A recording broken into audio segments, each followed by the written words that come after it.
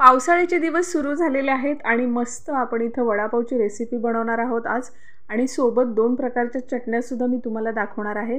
तर चला रेसिपीला सुरुवात करूया।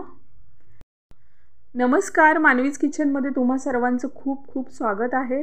सुरुवातीला आपण इथं वड्याचं पीठ लावून घेतोय। त्यासाठी मी एका बाउलमध्ये बेसन पीठ घेतले। 3 ते 4 पळ्या छोट्या मी इथं बेसन पीठ घेतले। चवीप्रमाणे त्यात मीठ घालायचं आहे।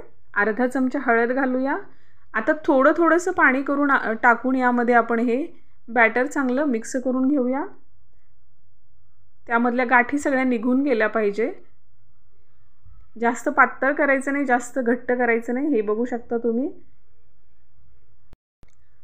वड्याचं पीठ म्हणून तयार आहे, ते साईडला ठेवूया आणि अगोदर आपण चटणी बनवायला घेऊया।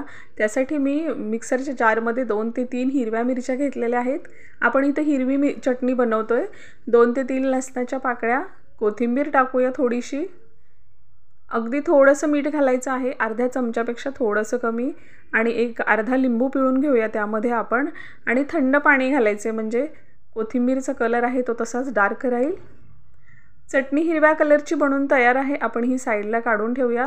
ही चटणी वडापाव बरोबर एकदम जबरदस्त लागते। चटणी बनवून ही छान अशी तयार आहे, हिला साईडला ठेवूया। आपण त्याच जारमध्ये बटाट्याचा मसाला तयार करून घेऊया। त्यासाठी परत मी 3 ते 4 मिरच्या टाकलेत, 3 ते 4 लसणाच्या पाकळ्या, 1.5 चमचा इथं मी अख्खे धणे टाकलेत, अर्धा चमचा ओवा आहे, अर्धा चमचा मीठ घालूया चवीप्रमाणे। हे अगदी जाडसर आपण वाटून घ्यायचं। यामध्ये मी आलं पण टाकले, पण तो व्हिडिओ माझ्याकडून स्किप झाला आहे, कारण वडा जर बनवायचा असेल तर मेन फ्लेवर आल्याचा आहे आणि तोच माझ्याकडून स्किप झाला। साईडला मी लगेच पॅन ठेवला आहे, त्यामध्ये 1 चमचा तेल, अर्धा चमचा मोहरी आणि अर्धा चमचा जिरे घालायचेत। ते छान असं तडतडलं की आपण मसाला जो बारीक केला आहे तो त्यामध्ये टाकून घेऊया। हा मसाला पूर्ण कच्चा आहे, तर याला चांगलं तेलामध्ये भाजून घ्यायचं आहे आपल्याला। इथे लगेचच मी कढीपत्ता पण टाकला आहे, तर मस्त ब्राऊन होईपर्यंत या मसाल्याला भाजून घेऊया, कारण पूर्ण मसाला आपला हा कच्चा आहे। यामध्ये आता अर्धा चमचा हळद घालूया। मसाला छान असा भाजून झालेला आहे तेलामध्ये। आपण यामध्ये आता लगेच उकडलेले बटाटे घालणार आहोत। साईडला मी बटाटे अगोदरच उकडून ठेवलेले होते, तर सगळे बटाटे आपण इथे टाकून घ्यायचे आहेत। बटाटा टाकेपर्यंत जर तुम्हाला वाटतंय ना खालचा मसाला जळतोय किंवा लागतोय, तर तोपर्यंत गॅस बंद ठेवायचा, कारण पहिलंच ते भरपूर गरम झालेला असतो मसाला आणि पॅन, त्यामुळे 2 मिनटं तुम्ही गॅस बंद ठेवला तरी चालेल, परत गॅस चालू करायचा। तर अशा प्रकारे आपण इथे सगळे बटाटे मिक्स करून घ्यायचे आहेत।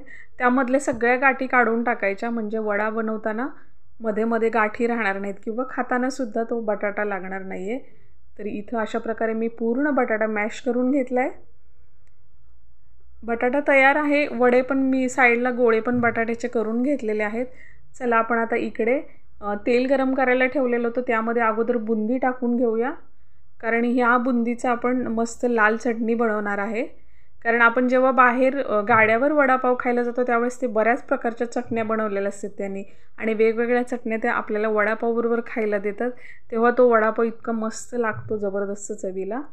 तर बुंदी आपण इथं अगदी कडक कुरकुरीत होईल इथंपर्यंत तळून घेतली आहे। बघू शकता तुम्ही, अगदी डार्क ब्राऊन कलर आलेला आहे आणि अगदी कुरकुरीत झाले।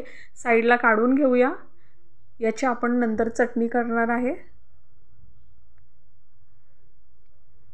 हे सगळं साईडला काढून घेऊ आणि लगेच आपण वडे करायला घेऊया। त्यासाठी बेसनचं सारण आहे, त्याच्यामध्ये थोडासा अगदी मी सोडा टाकला आहे।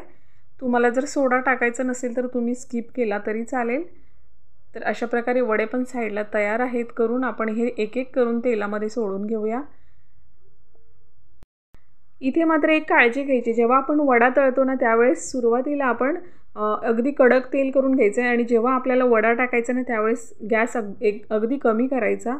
म्हणजे काय होतं, कधी कधी तुम्ही गॅस फुल ठेवला आणि वडे पटकन टाकले तर ते वडे लगेच भाजले जातात खालून, पटकन लाल कलर येतो त्यांना आणि आतून कच्चे तसेच राहतात। कधी कधी बेसनसुद्धा कच्चं राहतं, त्यामुळे अगदी कमी गॅसवरती त्याला मस्त गोल्डन ब्राऊन होईपर्यंत तळून घ्यायचं आहे। हे बघा तुम्ही, मस्त झालेले आहेत गोल्डन ब्राऊन कलरचे। सतत त्याला अगदी फिरवत राहायचं म्हणजे छान असा कलर येतो त्याला, आणि अगदी गॅस कमी ठेवायचा, फुल गॅस बिलकुल नाही ठेवायचा। तर अशा प्रकारे वडे तळून आहेत, बाजूला काढून घेऊया आपण। हे बघू शकता मस्त कलर आलेला आहे। तसेच बाकीचे पण सगळे आपण वडे इथे तळून घेऊया। महाराष्ट्रामधला एक फेमस पदार्थ आहे हा। मुंबईला तुम्ही जाल तर सगळ्यात काय कुठला फेमस स्ट्रीट फूड आहे तर तो आहे वडापाव। तर अशा प्रकारे दुसरे पण आपले वडे तळून झालेले आहेत, ते पण साईडला काढून घेऊया। वडे सगळे तयार आहेत तळून। आपण इकडे साईडला आता मिरच्या तळून घेऊया, कारण वडापाव खातोय आणि मिरची जर तळलेली नसेल तर मजाच नाही आहे। कारण मिरची अगोदर पाहिजे, त्याशिवाय मस्त वड्याला चव येत नाही आहे आणि तिखट एकदम जबरदस्त लागतात। तर 4 ते 5 इथं मी हिरव्या मिरच्या घेतलेत। मिरच्यांना मध्ये कट मात्र मारा, नाही तर कट न करता जर तुम्ही तेलात टाकलं तर ते डायरेक्ट तुमच्या तोंडावर उडलं जातं। त्यामुळे मिरचीला कधीही तळताना मध्ये कट टाकायचा आणि मगच त्या मिरच्या तळून घ्यायच्या। मिरच्या पण तळून झालेल्या आहेत। मिरच्यांवरती अगदी थोडंसं मीठ घालायचं म्हणजे चव लागते। हे तयार आहेत इकडे मिरच्या। आपण लगेच दुसरी लाल प्रकारची चटणी करून घेऊया। त्यासाठी आपण जो चुरा काढलेला होता ना बेसनचा, तो यामध्ये टाकून घेऊया। मस्त चटणी तयार होते, तुम्ही बघा आता। त्यातच आपण 8 ते 10 लसणाच्या पाकळ्या घालायच्यात, मात्र लसणाच्या पाकळ्यांना साल तशीच ठेवायची, ती काढायची नाही आहे। 2 ते 3 लाल मिरच्या घालूया। अगदी अर्धा चमचा मीठ घालायचं आहे। मीठ थोडं कमीच ठेवा, कारण बऱ्याच सारणामध्ये पण मीठ आहे, बटाट्यामध्ये पण मीठ आहे। तर बघू शकता जाडसर अशी इथं मी चटणी तयार करून घेतलेली आहे। सगळी प्रोसेस झालेली आहे। आता आपण लास्ट असेंबल करून घेऊया वडापावला। त्यासाठी मी बाजारातून हे पाव आणलेले आहेत, तुम्ही बघू शकता। हल्ली पाव पण खूप वेगवेगळ्या प्रकारचे भेटतात, त्यातलाच हा एक प्रकार आहे। आपण आता वडा बनवून घेऊया इथं व्यवस्थित। तुम्ही हा वडा ब्रेड बरोबर सुद्धा खाऊ शकता। आता सुरुवातीला आपण मधून कट टाकायचा आहे, अगदी सावकाश। हे बघा। तर कशी वाटली तुम्हाला रेसिपी मला नक्की सांगायचं आहे। पावसाळ्याचे दिवस सुरू आहेत, मस्त एन्जॉय करा वडापाव बनवून। घरातल्या फॅमिलीला सुद्धा तुम्ही करून घाला। वेगवेगळ्या प्रकारचे पदार्थ बनवा, जसे की तुमच्या मान्सूनमध्ये तुम्ही घरी खाता नेहमी करून तसेच। आता हिरवी चटणी पावावर टाकायची, लाल चटणी आणि वरती मिरची ठेवायची। वाव, क्या बात है, मस्त एकदम जबरदस्त। बघितलं का तोंडाला पाणी सुटतं। तर आवडली असेल तर रेसिपी मानवीज किचनला लाईक, सबस्क्राईब, शेअर करायला विसरू नका। नंतर एखाद्या छानशा व्हिडिओमध्ये आपण भेटू, तोपर्यंत नमस्कार।